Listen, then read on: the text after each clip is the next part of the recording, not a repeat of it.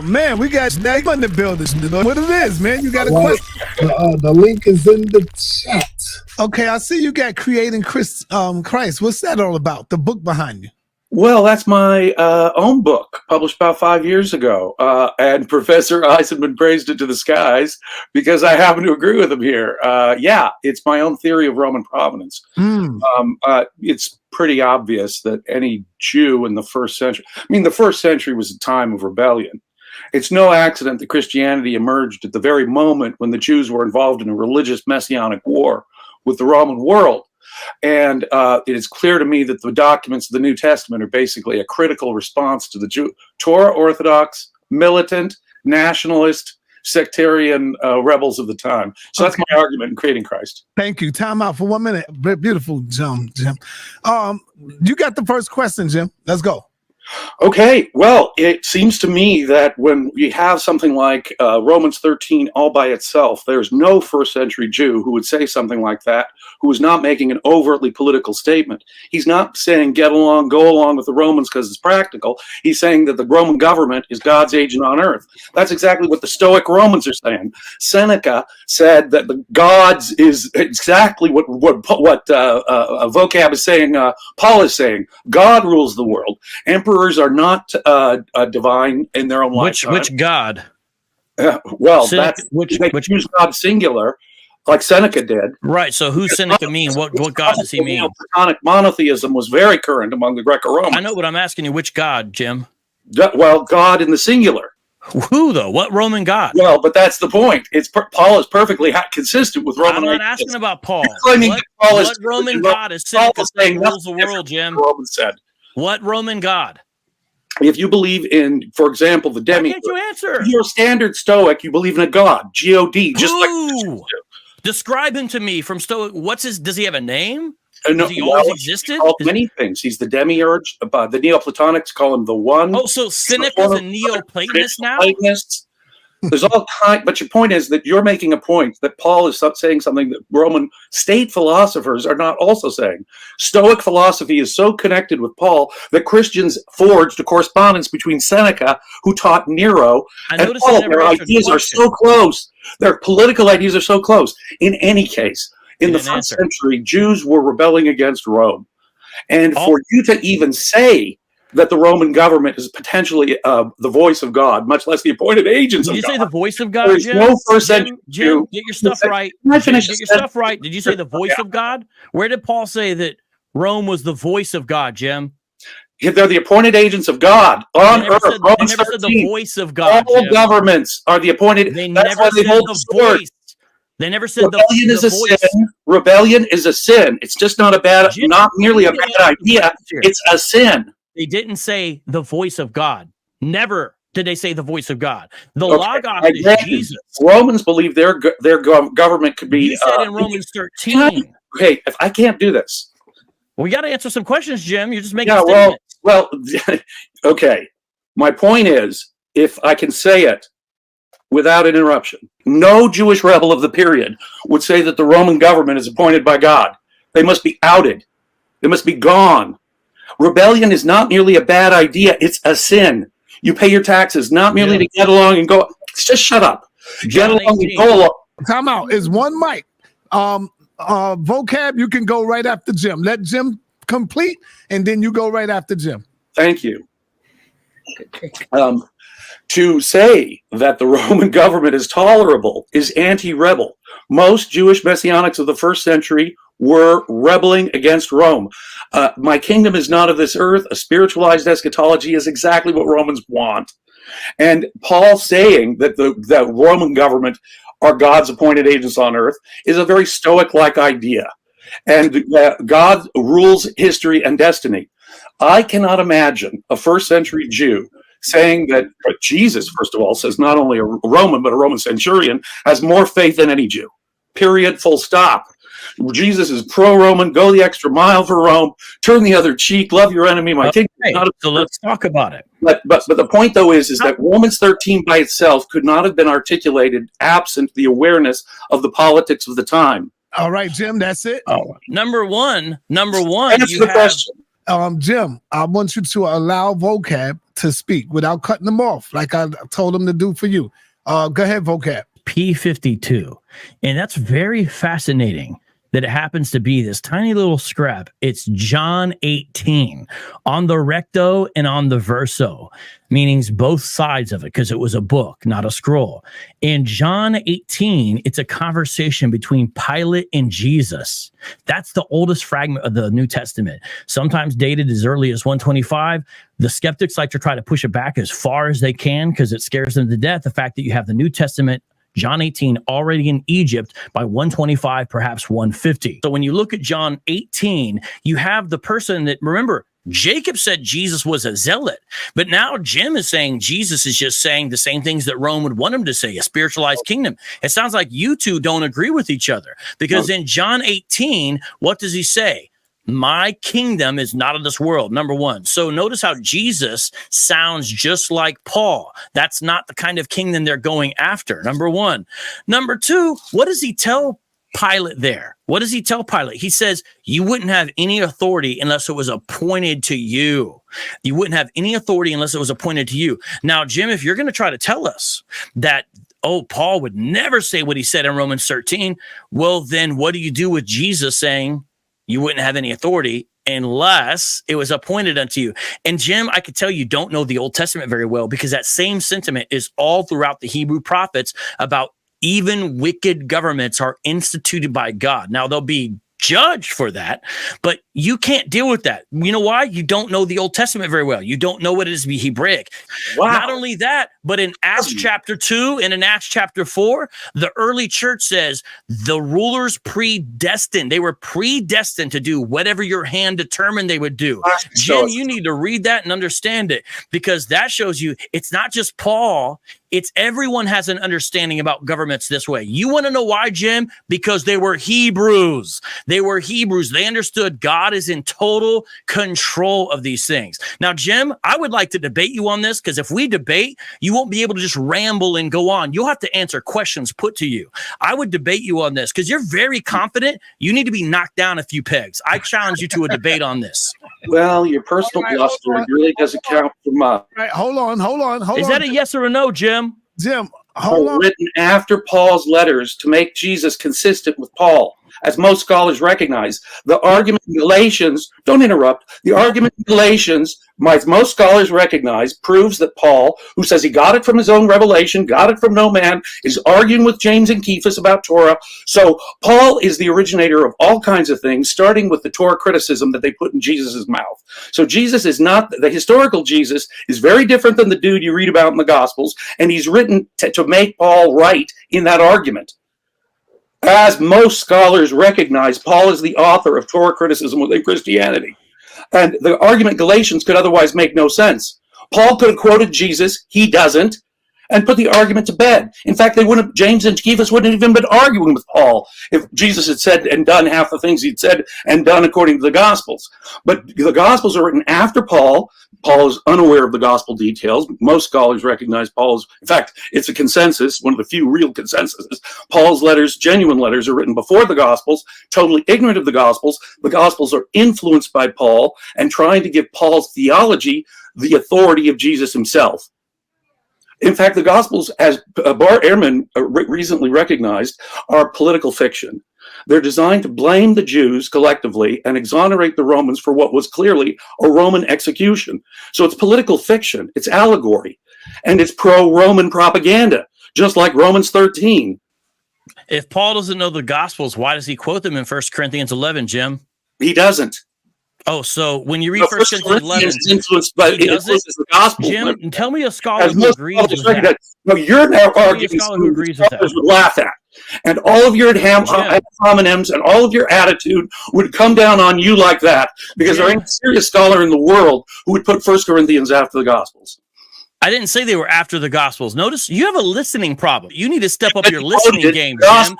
1 Corinthians 11 is recognized universally as Paul quoting the source that the Gospels came from. He quotes what Luke has in 1 Corinthians 11. This is universally recognized. You're talking about people being laughed at. The theory that Paul was a Herodian is something people would laugh at. The idea that Paul died in 49 AD is something people would be laughed at. Your book is something that people... Just be quiet, Jim. Be quiet. You like that? You want me to do that to you too? So, Jim, this is ridiculous what you're saying. 1 Corinthians 11, Paul clearly quotes what even scholars who don't agree with the accuracy of Paul or the Gospels, people will call from the Jesus tradition. I didn't say it was completed, but he does quote it. So why are you saying he doesn't quote it? Not only that, he quotes it in 1 Corinthians 7. So either you're unaware of the letters or you're trying to snow the audience. That's why I challenge you to debate. Will you debate me on Paul versus Jesus? I'm not denying that you debate me. The bit that he says he received. Will you debate me? Receive it from the Gospels. Will you debate on this platform? I will debate on this platform. Not so sure about with you. You're a coward. You'll come on and do a drive-by, but you won't have a sit-down because you can't ask questions. Have you ever done a debate where your ideas on this have been challenged? Yeah. Who'd you debate, Jim? Quite a few times, yeah. Who'd you debate? Richard Carrier, for example, who claimed bizarrely that Jesus is not in the James passage, another minority position. Now, Carrier is a very unprofessional scholar, by the way. He calls the leading academics in the field liars, crazy old men, discredits PhDs, and that's just Ehrman and Charlesworth, not to mention others. Carrier is, in my view, a crank who advocates cranky things and calls people unprofessional names, uses ad hominem. I don't think ad hominem is cut for anything. They don't. You can call people names. You don't know anything about my background. You assume that I don't know the New Old Testament. That's just pure ad hominem, pure argument with authority. And I have no to a lot of your interviews, desire wasting my time on that kind of argumentation. Well, then you should get off the platform. Then, if you're wasting your time, get off the platform. Then. No, my friend Jacob is here trying to articulate something, and your ad hominems really don't help. They're logical fallacies. It's not an insult if I say you don't know the Old Testament. That's a fact. Very rare. I didn't say you were dumb or anything like that. I just said you're unaware. It's clear you're unaware. You didn't even know that, and you were attacking me personally. Wait, how do I attack you personal? I don't know. And you didn't know I didn't know. No, you don't know my background. I know from two things, by what you just said here today and by your interviews. I am leaving the platform if I'm going to be insulted. I don't have to put up with this. Excellent. Let's get somebody else on, please. Serious discussion does not involve personal attack. Yeah, there are no personal attacks. I'm okay to go at Jim because he is not willing to have his feet held to the fire. Personal attacks. I didn't give any personal attack. You don't know the background of the Old Testament. Otherwise, let me tell you why I said it. I'll tell you my reasons. I can't imagine how any first century Jew would write such a thing. You would never say that if you knew the Hebraic background of the Tanakh. You would have never said that. That's why I said that. So there's a reason for it. No. I am familiar with it. And the Tanakh is nationalistic. It predicts an earthly Messiah whose kingdom is of this earth. Paul twists Hebrew prophecy, specifically Messianic prophecy. Many Jewish scholars could tell you how the New Testament completely distorts Isaiah, Daniel, Hosea, Ezekiel, how Paul completely warps, turns upside down Hebrew scripture over and over and over to his own ends.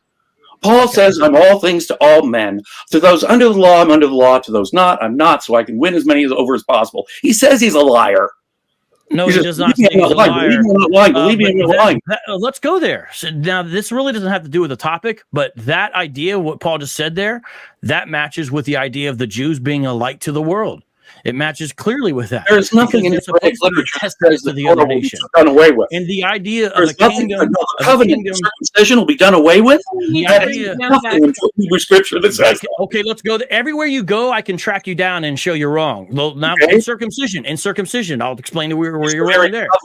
If you read the Genesis, will you please let me finish? My goodness, if you read the Genesis account, you'll see that Abraham's faith was imputed to him as righteousness prior to his circumcision. What that shows is that it's not the circumcision that makes righteousness in the Hebraic Bible, number one. Number two, you had people prior to Abraham who were not described as circumcised, who are still calling upon the name of the Lord. From Enoch to Abel to a whole list of people, Noah to with that, but they insist on circumcision for some reason. Circumcision is something that comes along at a certain time, but Abraham is already credited as being righteous prior to his circumcision. So the covenant it's not, represented by an eternal ordinance. It was never always there. No, the covenant with God that he makes, that special promise God makes with Abraham, is symbolized by the covenant. That's why Jews still think it's essential, important, mandatory. It was mandatory at the time. New covenant, new sign. That he was circumcised. New covenant, new sign. Simple. That's right. Let me jump in, please. Let me just ask. It's a new covenant, new sign. It's not rocket science with that. There's nothing in the Hebrew prophets that that will happen. Is my mic muted? There's certainly. Are you crazy? Excuse me. What about circumcision of the heart, Jim? Circumcision of the heart is clearly elucidated in the Old Testament through and through. Circumcision is mandatory to Jews. Okay. Circumcision of the heart. All right, hold on. Like I said, you don't know the Old Testament. Yeah, Jews don't know the Old Testament. They still do. You don't know the Old Testament. I do have the ability to mute your mic, but I'm not doing it. Go ahead. So let me ask you a question, because I want to put your feet to the fire. So you're sitting here telling us that circumcision is not paramount and necessary as far as the Old Testament, the Torah. You're telling us that circumcision is not that. Basically, that's what I want you to clarify. Because what I hear you saying, because Paul said he's preaching a new gospel of uncircumcision, basically. So are you saying that circumcision is basically optional in Torah? I want to get you on record.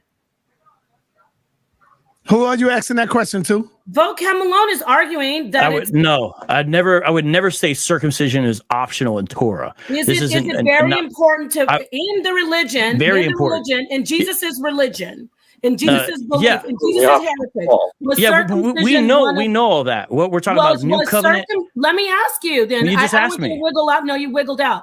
No, I didn't. I haven't finished answering the question, Napa. Is it an option to be circumcised if you're a part of the faith? Is it an option? You got to define your terms. You're talking new covenant. In Judaism, not in Paul's doctrine. In Judaism, it's absolutely required, but we're not preaching. But everyone, that's not admission. This is a standard understanding. That's why I said new covenant, new sign. This is standard understanding of New Testament theology. So under Judaism, you have, with Abraham, circumcision as a covenant performed on all the males within God's people and also any converts.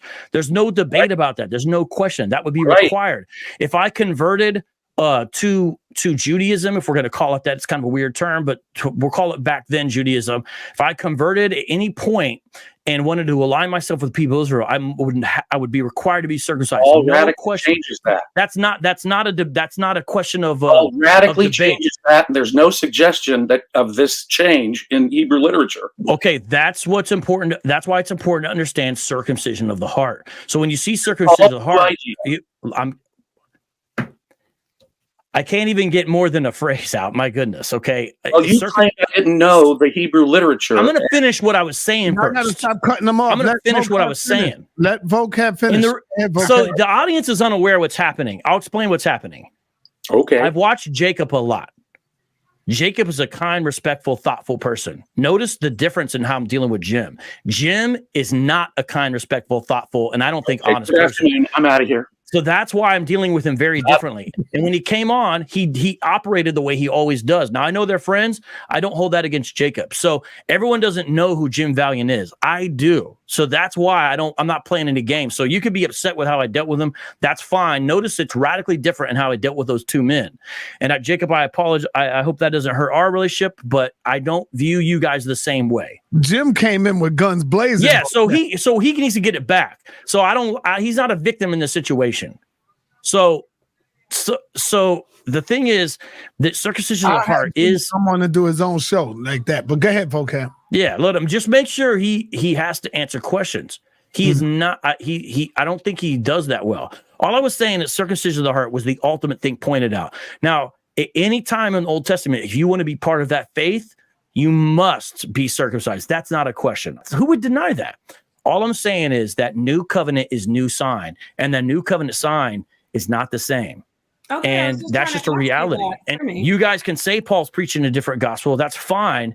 But circumcision was never required for righteousness because Abraham was considered righteous prior to his circumcision. That chronology in Genesis cannot be overlooked. But that's not really the topic of the debate, is it?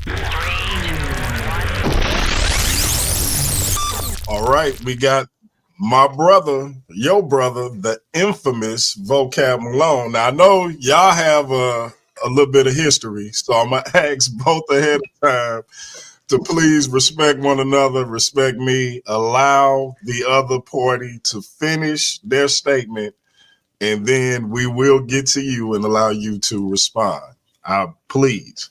And so, Vocab, what's your question for Mr. Value? Yeah, it's based upon some things that Jim said from Tacitus. So, DMG, would it be okay if I read the passage from Tacitus? Absolutely. Okay, so we'll see if it matches up with what's been said here. This is in the Annals 1544, and here's what it says. Consequently, to get rid of the report, Nero fastened the guilt and inflicted the most exquisite tortures on a class hated for their abominations, called Christians by the populace. Before we go any further, it's important to understand he gives the reason, in part, for this action. They were hated by the populace for their abominations. So it doesn't have to be, oh, these are Jewish terrorists, these aren't Christians or anything like that, because Tacitus is telling us, but he's going to tell us more. So look to here, called Christians by the populace. Now he's going to give a little bio on the origin as best he can. Christus, from whom the name had its origin, suffered the extreme penalty during the reign of Tiberius at the hands of one of her procurators. So that's referring to crucifixion. I recommend Martin Hingel's excellent book on the topic. It's a monograph based upon some lectures. Continuing on, suffered the extreme penalty during the reign of Tiberius at the hands of one of her procurators, Pontius Pilate, and a most mischievous superstition. So notice how Tacitus is referring to the Christians. Yeah. He's referring to their founder. He's referring to it as a class hated because of their abominations, refers to it as a mischievous superstition. Thus checked for the moment. So it's interesting. Why would it be checked? Well, because of the death of the founder. Continuing on. Again, broke out not only in Judea, the first source of the evil, but even in Rome, where all things hideous and shameful from every part of the world find their center and become popular. So he's calling this belief system hideous, shameful as well. Accordingly, an arrest was first made of all who pleaded guilty. Then upon their information, an immense multitude was convicted. And this is really key. Listen to this, everyone, from Tacitus. Not so much of the crime of firing the city as of hatred against mankind. Right. So this is important to understand. Yes. Because you see that it doesn't have to be that they actually thought that they did this or anything like that. It says, this is the problem. And then last paragraph, there's more that he talks about here, but the last paragraph I'll read out of this. Mockery of every sort was added to their deaths. Covered with the skins of beasts, they were torn by dogs and perished, or were nailed to crosses, or were doomed to the flames and burnt to serve as a nightly illumination when daylight had expired. Now, the key thing there is to just point out that he gives the origin there in Judea. He gives some historical background about the founder.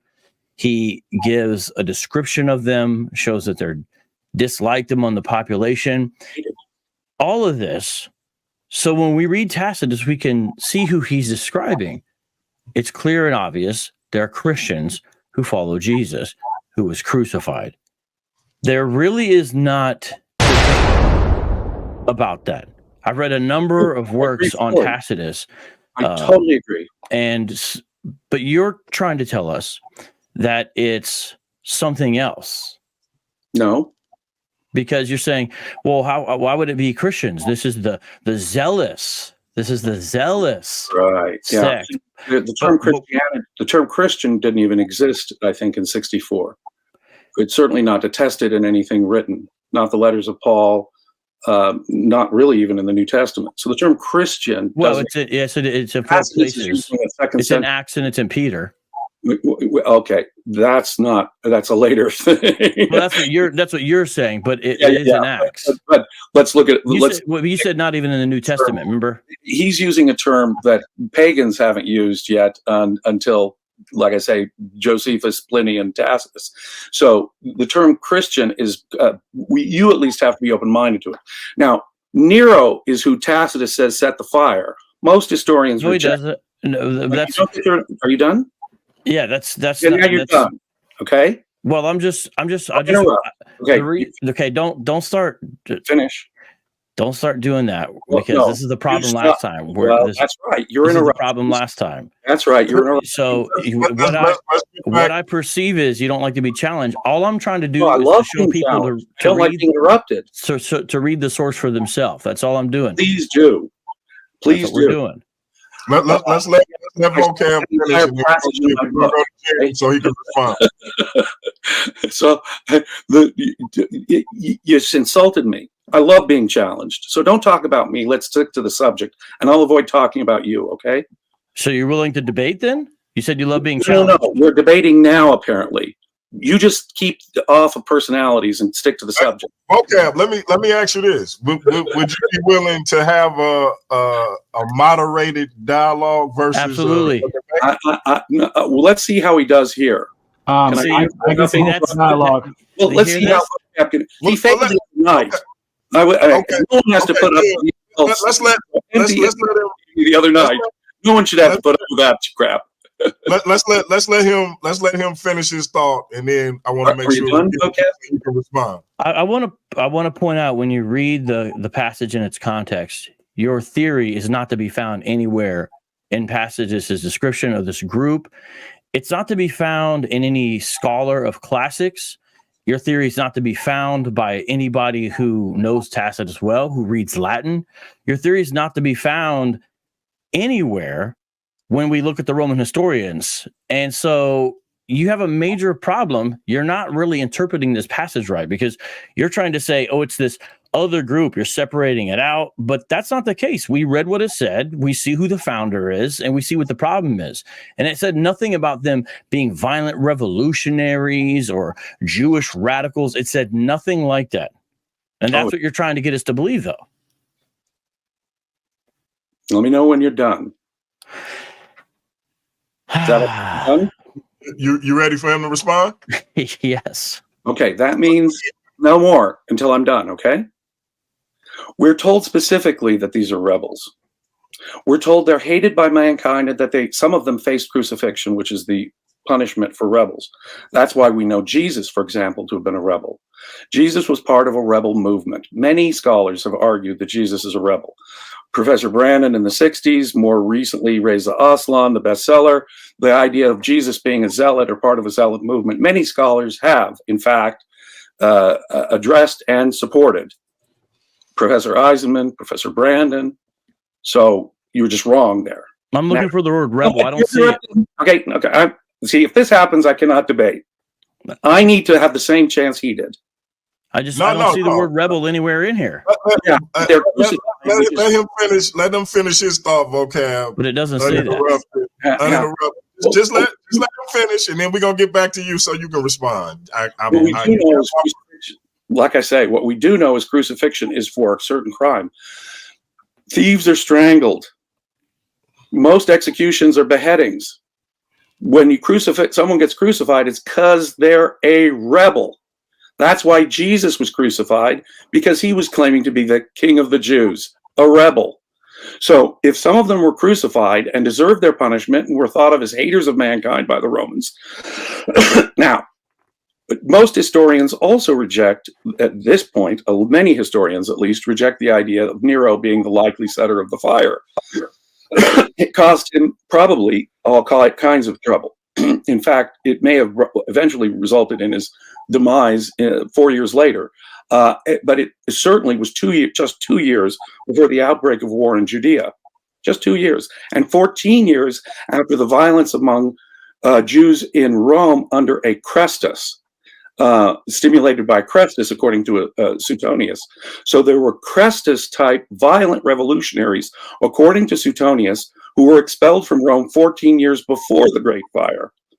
So, in my view, Jewish rebels are most likely to be the perpetrators of the arson.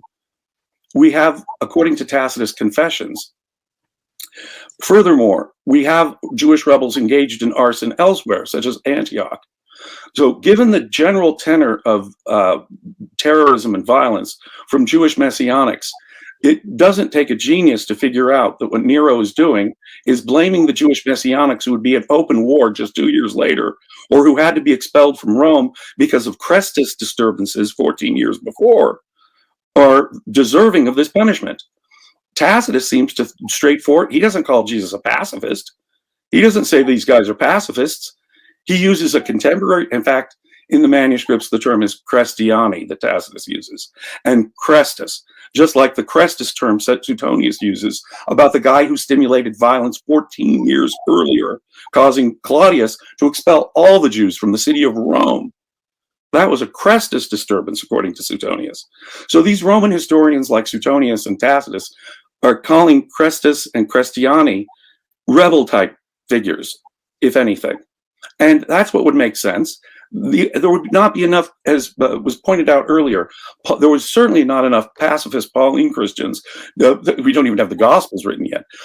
But we certainly don't have enough pacifist Pauline Christians in Rome to make a credible scapegoat. No, make a credible scapegoat, for the Tacitus's report to be at all historically accurate, it must be a wider movement, a bigger movement, that could, within 30 years of the crucifixion, make a credible scapegoat. There's not enough Pauline pacifist Christians in Rome by 64 that were even known of. No, it had to be the Jewish rebels that he's talking about. And they make a much more likely suspect for the crime itself of the arson. Certainly a better scapegoat.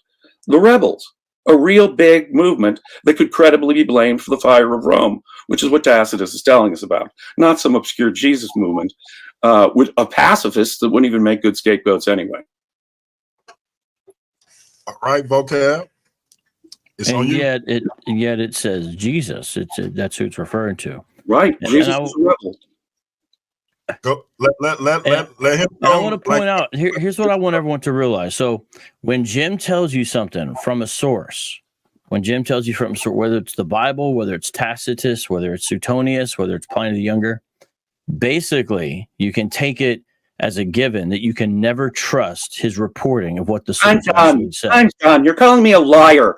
You're lying right now. Right now, sir. I don't put up with this crap. Please get him out. I'm gone. It's him or me. Now, I thought that you said you could go and then I could go. Why are you so emotional? Insults. Everything was accurate. I'm not talking to this liar anymore. This personal insulter who needs to personally insult people. You lose the argument when you talk personalities, dude. You've lost your temper there. I see you're turning red. Your ridiculous irrationality. Jim, let me if I could just finish what I was saying, I'll let you finish. I'm not going to put up with this crap.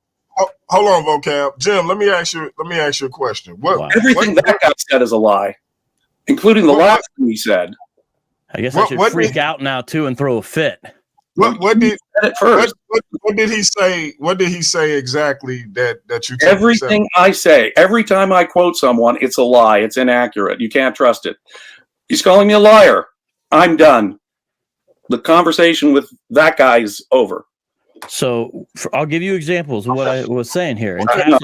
Well, I leave. He continues to talk. I leave. You said they were called rebels, right? But they're not called rebels there. They weren't called rebels in Annals 15. The word doesn't exist. They're not called rebels. That was the first thing.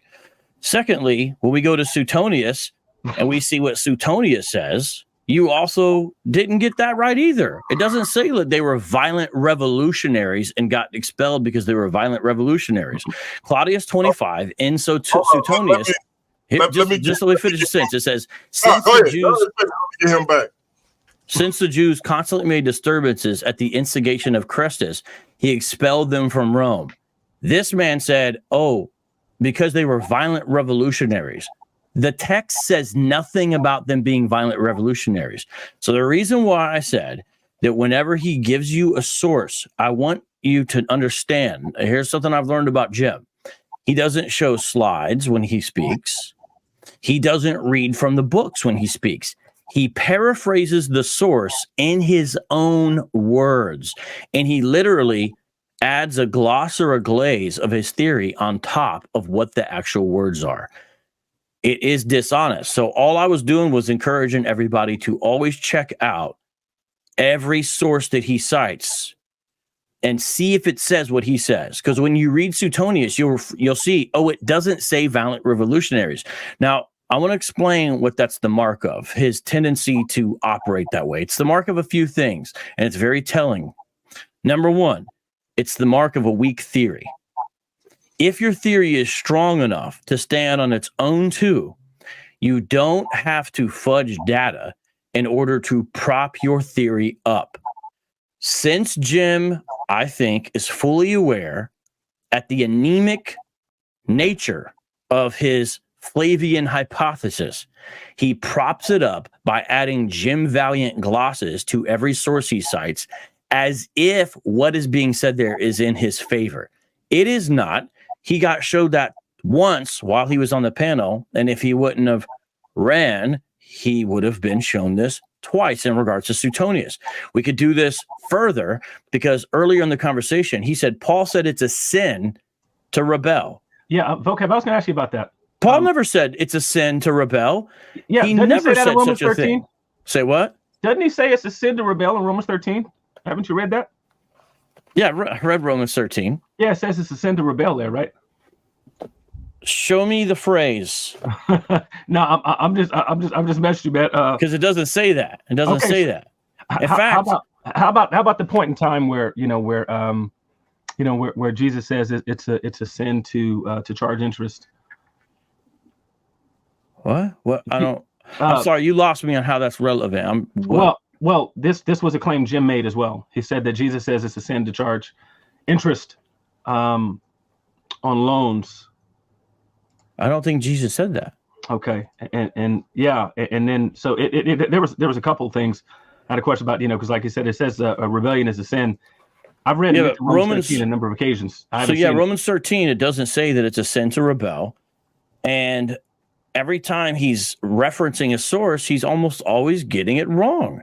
But he's doing it, it's not accidental, because we all make mistakes on words. And if you tell someone I'm paraphrasing or this is a loose quote, that's understandable. We all do that, right? But if you're phrasing it in a way that gives implicit credence to your theory that you're promoting, and you're getting it wrong every time in favor of your theory being promoted in the quote that you're not quoting, that's the sign of a weak theory, number one. Number two, it's also the sign of somebody who does not either practice, for whatever reason, someone who doesn't practice good scholarship. It's a sign of lack of attention to detail, lack of precision, lack of subtlety, lack of nuance, lack of truly laying out a case according to the facts. So it's not a good way to do it with sort of generalities and vagaries and shading the data. And I reiterate, Suetonius never says it was because of violent rebels. He never says anything like that, or violent instigators. He never says anything like that. In fact, in Acts, and by the way, this is confirmation. It's interesting. Within the ancient world, the only two places we have the expulsion of the Jews mentioned is in Suetonius, and it's in Acts. Tacitus doesn't mention it, and neither do any of the other Greco-Roman folks. Not even Josephus. You would think he would mention it. They don't mention it. Only Suetonius mentions it. And this, by the way, shows that arguments for silence are problematic, because here you have a major event that you would think someone like Tacitus, Josephus would care about, but they don't mention it. That's just the nature of history. It's selective. Suetonius mentions the expulsion of the Jews under Claudius in 49 AD. Acts, Luke does as well. And if you notice, some of the people that came back, they were good folk. They weren't crazy. They were good folk. Husband and wife couple. They were good folk. So it shows that he's not careful precise, despite the fact that he gives the air of I'm doing scholarly research, and it shows that his theory is weak because it needs to be propped up, and it might even show the mark of somebody who's dishonest. And I think maybe by his reaction, maybe that's what we're seeing, because Jim is not really used to being challenged, even in a mild way or a meek way, and that's what you get. You would think a man that season, that experience, would be able to handle some basic pushback. I mean, my understanding is he's argued before judges as in situations regarding the law, and he can't just handle this. So we have a lot of problems. And one other thing I'll mention is he tried to say that you don't have the Romans being blamed. It's just Jews getting blamed in the New Testament. And here's the last thing I'll say, and then I'll. All right, bro. Yeah. After this, I'm gonna let y'all clear out, and I'm gonna get Jim back in here so he can get the last word. Okay. Wow. All right. So I don't think I'm gonna be able to put that conversation together after all. I might be able to get it with you, Slim, but vocab, it's not gonna happen. But yeah, I see that. But notice, he's like telling me, hey, you need to be quiet. You need to be quiet. Are you done talking? And then when I speak, he loses it, right, like real fast. And all I said was, you can't trust when he cites a source, so you should check on it yourself, which is pretty standard, by the way. Look at Acts chapter 4. Have more attention than I anticipated, but yeah, go ahead and finish up, and I'm gonna get Jim back in. Acts 4:27 says this: truly in this city, and this is the early believers here, they're praying. This is in Acts 4:27. Truly in this city, there were gathered together against your holy servant Jesus, whom you anointed, both Herod and Pontius Pilate, along with the Gentiles and the peoples of Israel, to do whatever your hand and your plan had predestined to take place. So what's the discussion there? Well, they're talking about what happened to Jesus, the crucifixion. So how is this pro-Roman document that just excoriates and blames Jews and excuses Romans when this is not the only place, by the way. It says it right here. You got Pontius Pilate and along with the Gentiles. So that's just one. We could give multiple other places. It's just not the case. So just like where he said Christian is not in the New Testament, when I cited a place, he said, well, that's later. Well, okay, you could say it's later, but it's still in the New Testament. The word Christian is in the New Testament. Well, listen, keep listening, because Jim is coming back, and like I said, he got the last word, so I'm gonna let him respond.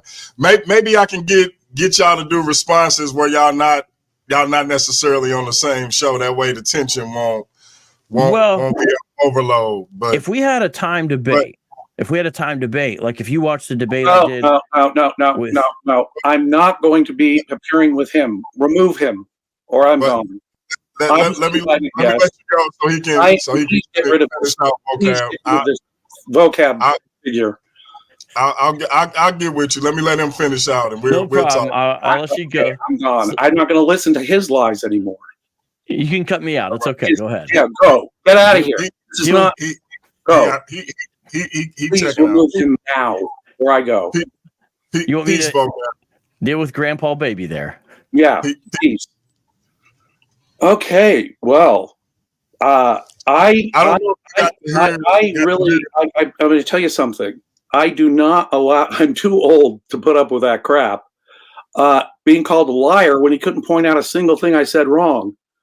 He didn't point out a single falsehood.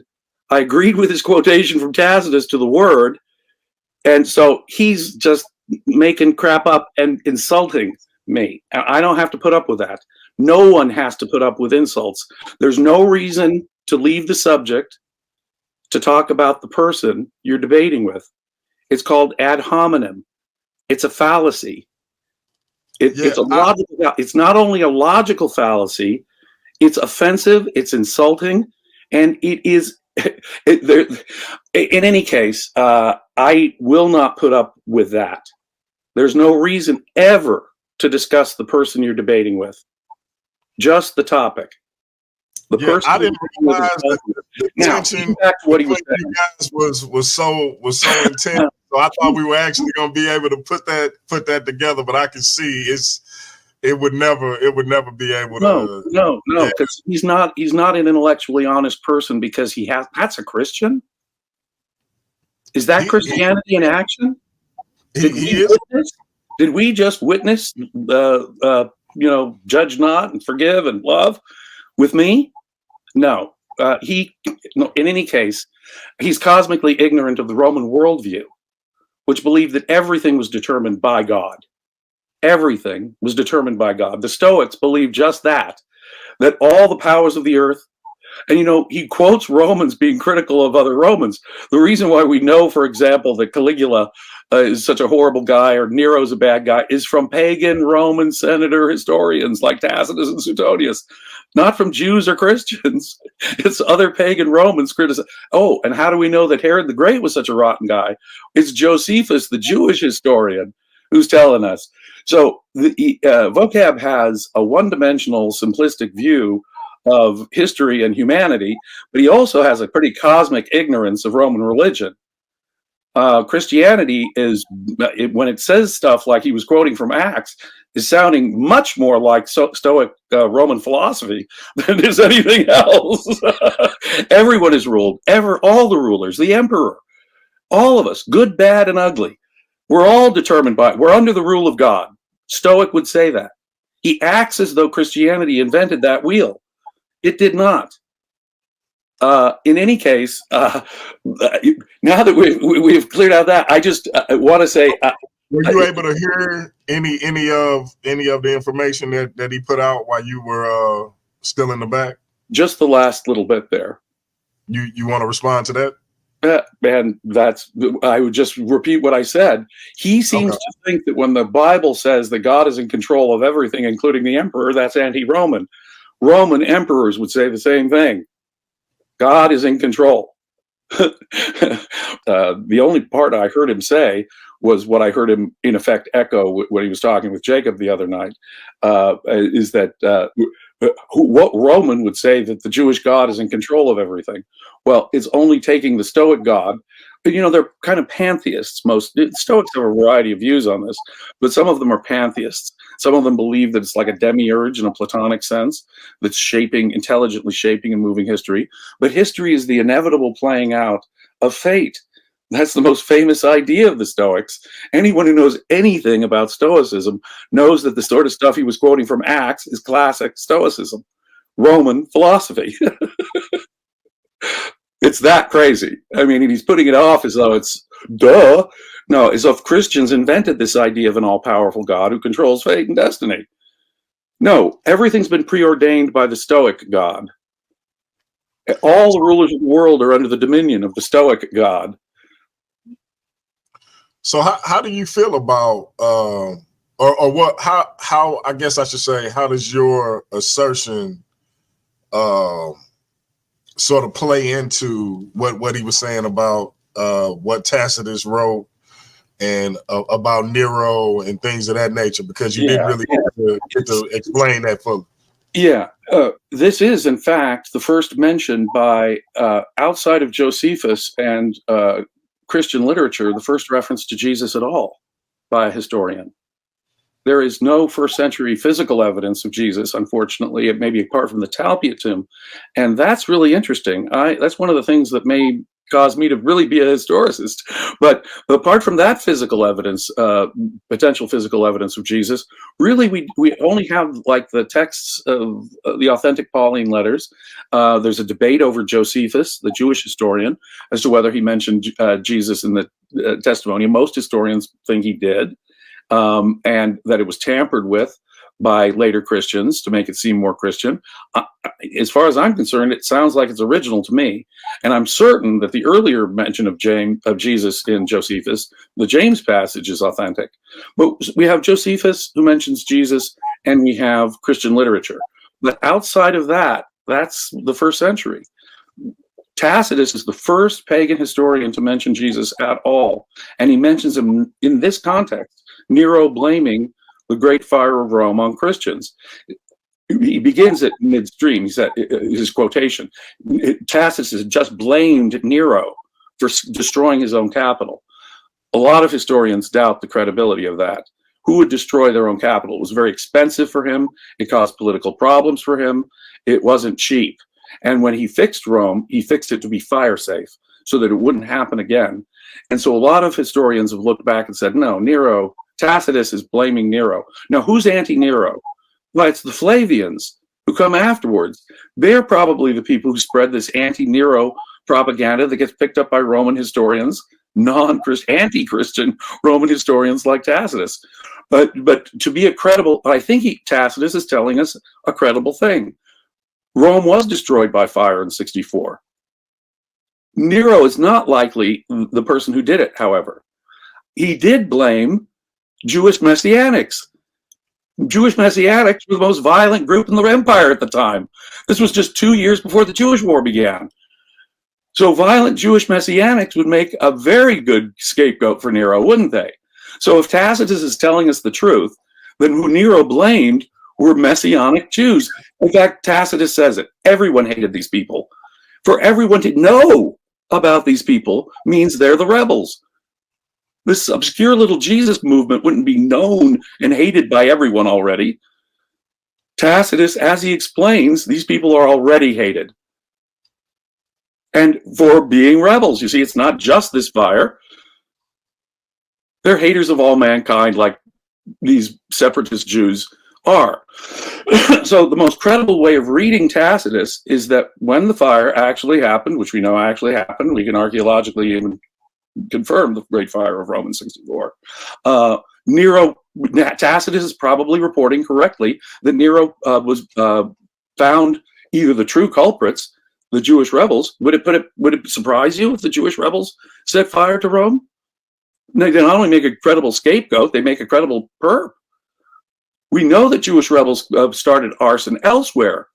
In fact, there was all kinds of Jewish messianic violence throughout the 1st century. They made a credible perp for arson. Anywhere in Antioch, we're told that they engaged in arson.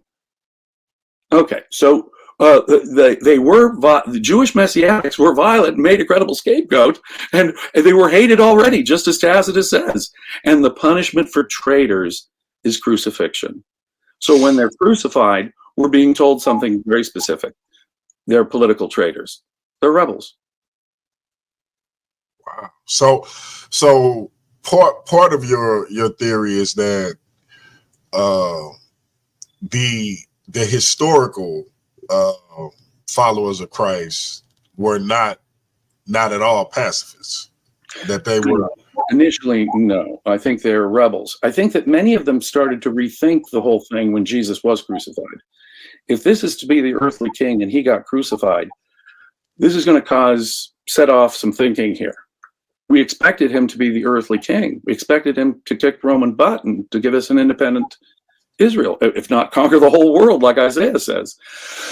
And so we need to, if Jesus was our man, then we maybe need to rethink the Messiah. So rethinking of the Messiah itself may have begun in the Jesus movement at the crucifixion.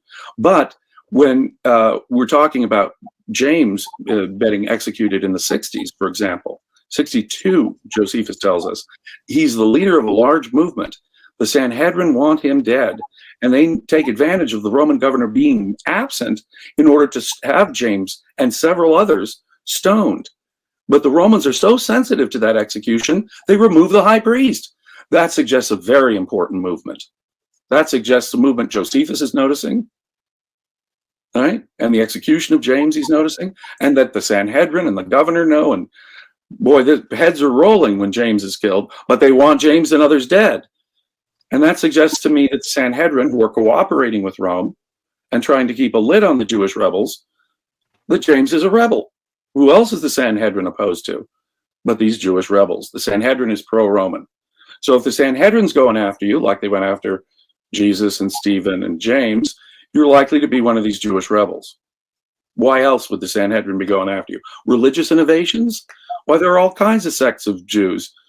Did they go after the Essenes because they believed in ultra-baptism, or some of them were celibates? No. If there was some slight theological difference among Jewish sects, they're not going to go crucify you. No, the Sanhedrin crucified Jesus and stoned James because they were rebels. So now, what do you make of like the Mishnah and the Talmud, and what I thought, or what I think is another mention of Jesus, except for the method in which he is executed is different. But it does mention that he has disciples, although not as many as what we were told in the New Testament. He's stoned instead of crucified, but it does acknowledge the miracles. It chalks them up to witchcraft. What do you make of those in context of your theory and how that fits in, or does it even factor in? The Talmud and Celsus, there's an interesting story about Jesus, that he's the son of a Roman soldier. Now, of course, that I think is mockery of the virgin birth story. So I think it's a post-virgin birth story to even say that. But what an interesting sort of suggestion that it's a Roman soldier, a Roman military guy who's the father of Jesus. It's as if they're even almost subconsciously aware. That's why I asked, in light of theory. That's why I asked. But the other thing is that there were a bunch of people. There were Jewish miracle men walking around all the place in this time. Josephus tells us the story of an exorcism that took place long after Jesus, in the presence of the emperor and himself. A Jewish exorcist cast out demons right in front of the Emperor Vespasian. A Jewish exorcist cast out demons in front of the Emperor Vespasian. We got Simon Magus. We got, we've got one of the rebels, Josephus tells us, says he's going to part the Jordan River just like Joshua did in Hebrew literature when the Hebrews come into the Promised Land for the first time. He's going to reproduce the miracle of Joshua and part the Jordan River. So we have all kinds of rebel miracle men, Jewish messianic miracle men, and Jewish exorcists even. So miracles and sects are all over the place. So it wouldn't surprise me if there's many similar sorts of stories in the Talmud about men from this era before and after who maybe were executed in different ways for different reasons. Gotcha. Yeah, that part about the Roman soldier for a father, just in light of your theory, that's why I was curious. Yeah. Every time you keep pulling a string, it's weird how you keep coming up Roman, Roman influence. That's the creepy thing. Like I say, the very structure of the story of Jesus's trial and execution, most critical scholars recognize as fiction. There's no witnesses. So how did this common story shared by all four Gospels come into being, even though they couldn't have known the details like that? Well, look at the theme. It's like one of Jesus's parables, isn't it? The Jews killed Jesus, demand Jesus's death. In fact, like with the Barabbas story, they make it really clear.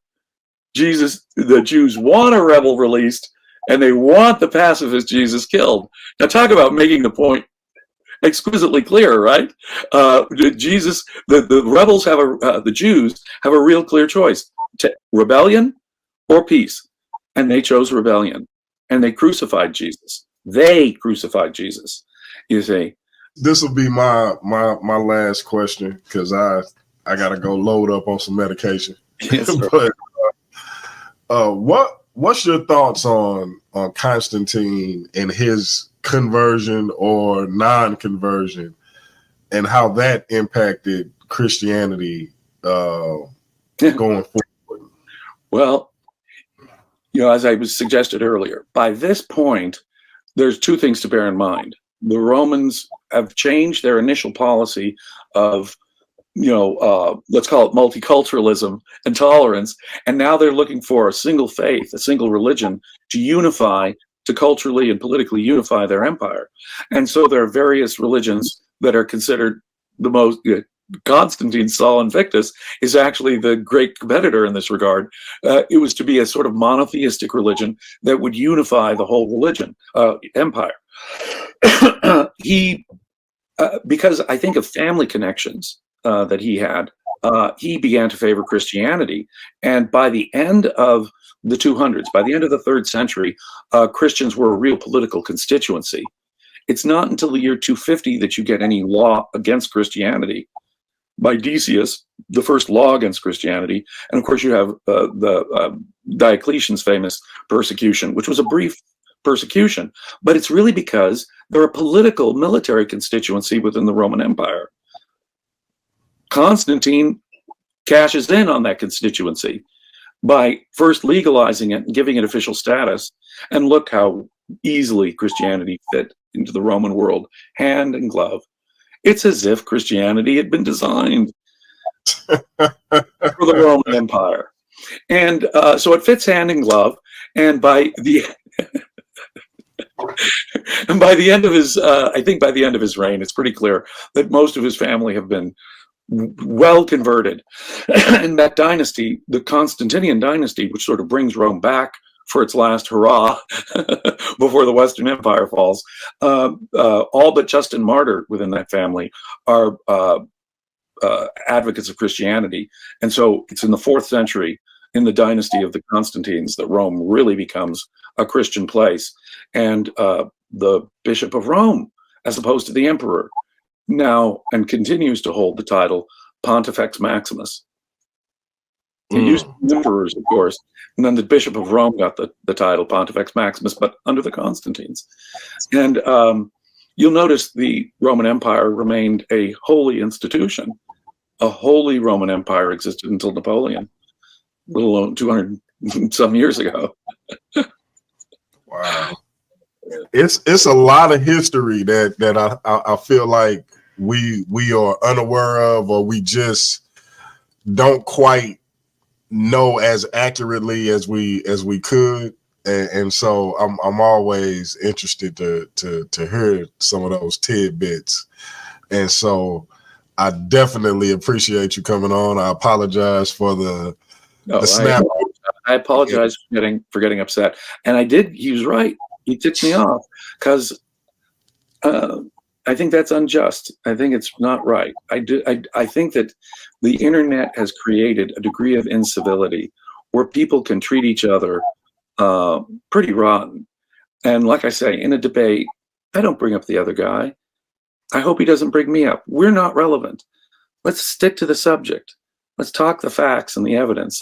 If you bring up the other guy, you're just making the situation ugly. And I think that we have to clean up our culture to some degree. And I don't believe in government forcing it. So the only way I have is by saying goodbye and jamming when it happens. And so I hope your audience forgives and understands my position.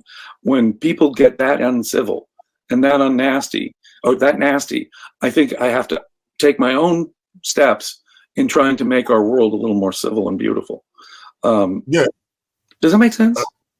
No, and I think that's to only be respected. The only thing I'll say, if I may, in Vocab's defense, because he is one of the more civil people I've come in contact with, I think I would assume anyway that he was trying to be I guess sarcastic maybe, or facetious to the audience, to kind of spark up more interest for a potential conversation, and it kind of went left, maybe not even realizing that you would take it that way. And again, I'm speaking for him because he's not here to speak for himself, and that's just an assumption on my part. But I do understand exactly where you're coming from, because that has become commonplace, even when it's not necessarily meant to be that way. And I think that's one of the reasons I open up the way I do, where I say we can disagree without being disrespectfully. I love that feature. I love that feature of your show. No, GMG, I loved you, and I got such a great vibe from it. I absolutely wanted to come on and talk to you. I respect you, and I hope I didn't misinterpret him. But when people get personal, when people make moral accusations like everything he says is a lie, and they get ad hominem like that, I draw a line, and I make it a rule. I want the world to be a a place where we can have, you know, a safe space, in other words, for civil conversation, so we can advance the ball. I'm not omniscient. I'm not infallible. But the only way we're going to make progress is if we have a civil exchange, and we can both learn, you know. But getting personal, I don't see the reason for it. Yeah, no, I understand. And please let everybody know where they can get your book. Talk about the documentary, anything, speaking engagement you need people to know about, YouTube channels, what you got going on with Jacob. Please speak on all of that. I frequently appear with Jacob over on History Valley. He's kind enough to have me as a guest on frequently, and sometimes I'll even be there asking the questions of the guests with him when I'm lucky enough. He is a good buddy of mine. I'm very active on social media. I'm over at Facebook answering questions about this stuff every day, almost every day of the year. I'm over there answering questions about this stuff. So come over to Facebook and ask me questions if you want. We have a website, www.creatingchrist.com. You can see the book behind me here is the cover of the book. It's available at Amazon, Creating Christ by James Valiant and Warren Fay, and at barnesandnoble.com. I'm active with the Ayn Rand Center, United Kingdom. I do podcasts, multiple podcasts every week for a podcast based out of London. That'll work. That'll work. I definitely appreciate the time, and hopefully we can get you to be as much of a fixture over here as you are over on History Valley. Jacob is a good friend of mine, and I definitely respect and appreciate what he has going on over there. And so we look forward to you coming back over here and engaging in some of this information on a regular basis. So definitely honored to, my friend. Yeah. Absolutely. So again, hey, you guys, please support the work. Please go over to his Facebook page. Please get the book. Before you pass any judgment, you have to check out the work. And so please go get the book, check out the podcast, go over to Jacob's channel, History Valley, check him out over there. Really, really, really good brother. Jacob got us together when I was dealing with a particularly difficult situation, gave me some really good advice before we even got into any of this potential YouTube interview stuff. So very, very good brother, very genuine. So please support him and go over and check out what he has going on. And again, he'll be back, and we'll definitely open up the lines for some potential conversations, and definitely have some more interviews about his work, his theories, and how he feels this thing called Christianity came to be. I definitely appreciate your time, sir, and I'm definitely looking forward to you coming back. And I appreciate you having me on, sir. Thank you very much. Absolutely. All right, family. That's been Paradigm Shift TV 314. I'm your brother, DMG the Poet.